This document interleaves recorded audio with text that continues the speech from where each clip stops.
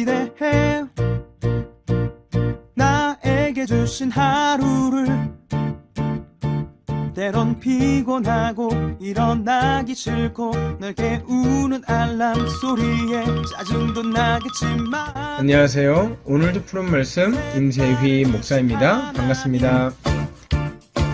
주무시지 않고 나를 지키셨네. 오늘을 나에게 주셨네.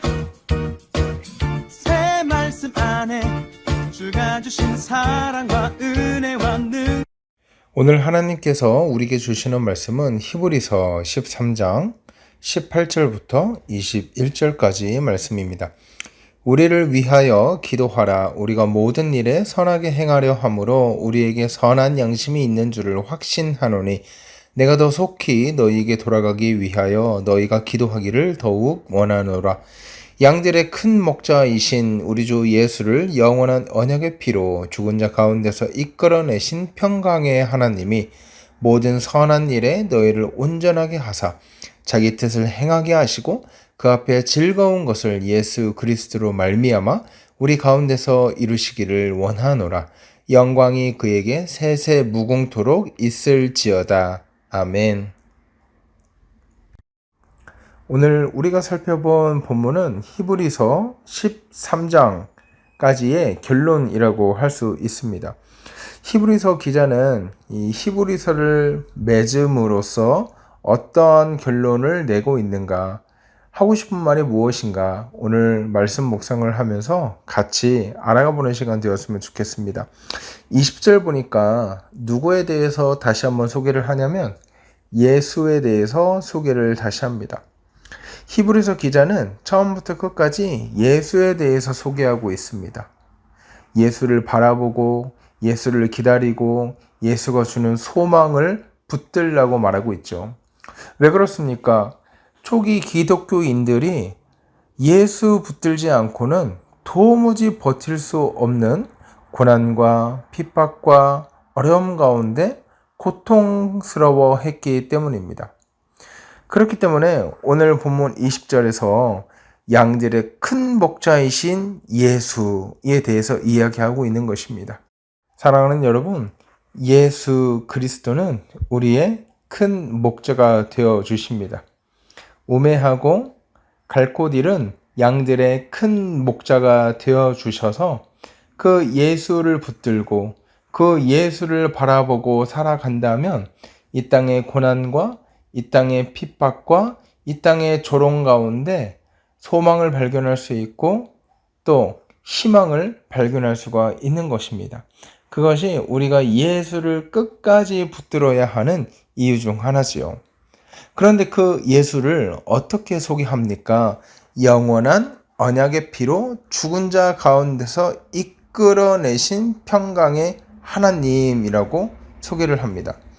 그러니까 예수의 관점에서 보면 평강의 하나님이 영원한 언약의 피로 다시 살리셨다는 거예요. 다시 살리셨다.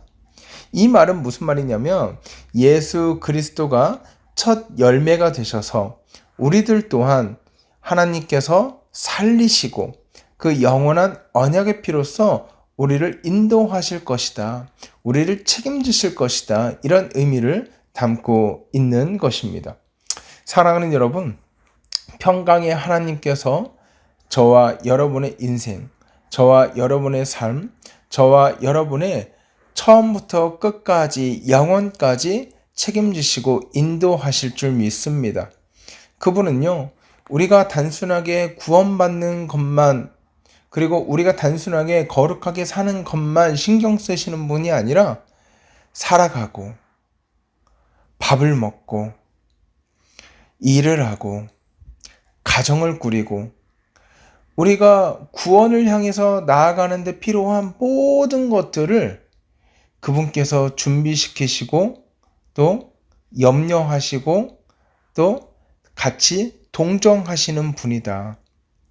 영원한 언약의 피, 단순하게 한 번, 두 번 약속 지키고 끝나는 것이 아니라 영원히 깨어지지 않는 이 언약의 피로서 약속했기 때문에 한 번 약속한 것은 반드시 지키시는 분이기 때문에 우리가 이 약속 붙들고 살아갈 수 있다는 거예요. 바로 평강의 하나님께서 우리를 이 약속 가운데 포기하지 않고 놓지 않으신다고 말씀하시는 거죠.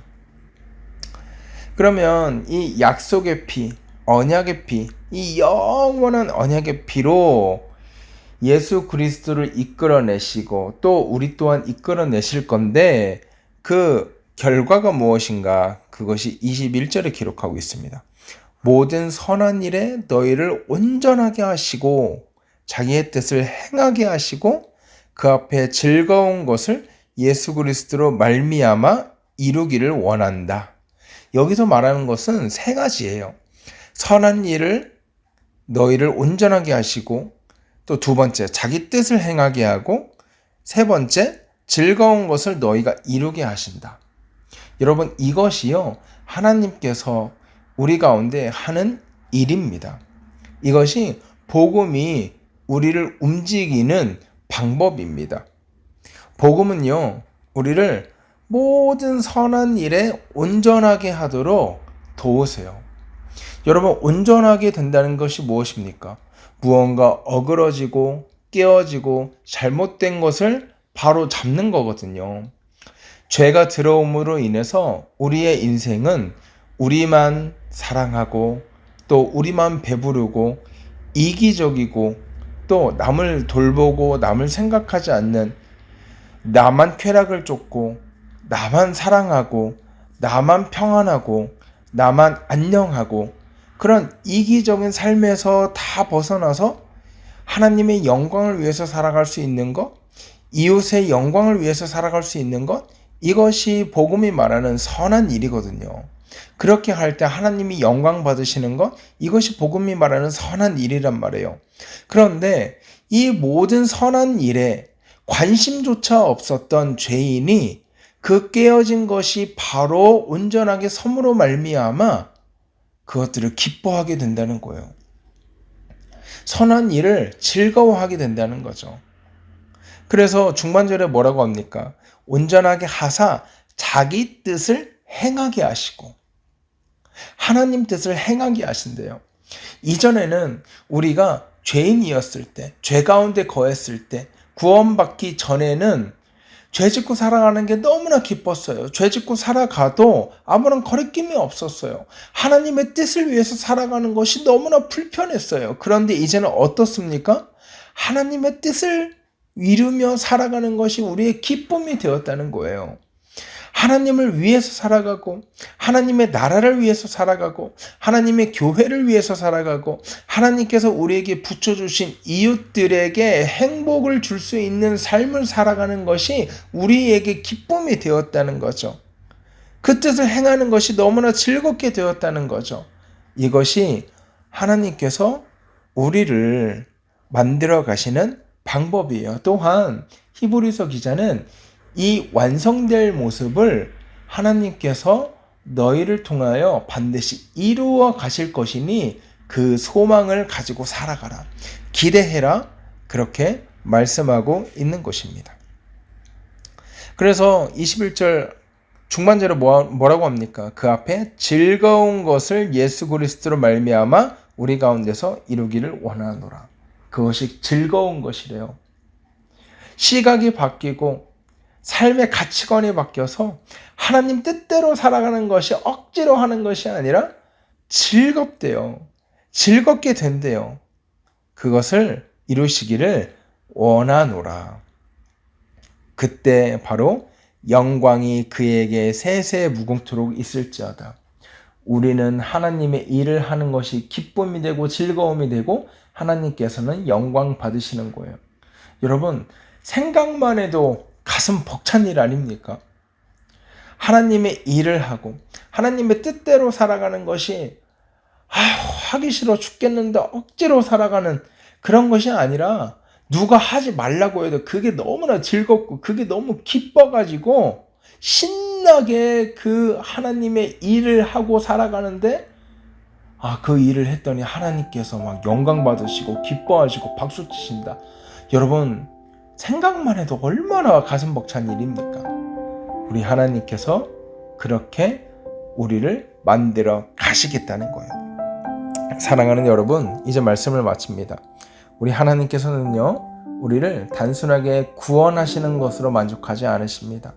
구원하실 뿐만 아니라 우리의 생각과 우리의 눈과 우리의 시각이 이전과는 다른 온전한 모습으로 다시 회복되어서 하나님의 기쁨을 위해서 살아가고 하나님의 만족을 위해서 살아가고 하나님의 나라를 위해서 살아가는 아름다운 성도로 세우실 것입니다. 그것이 기쁨이 되도록 만들어 가실 것입니다. 그때 하나님께서 너무 큰 영광을 받으실 것입니다. 우리 그 약속 붙들고 지금 나는 비록 부족하나 지금 나는 비록 연약하나 그 약속 붙들고 살아가는 저와 여러분 되기를 주의 이름으로 소원합니다.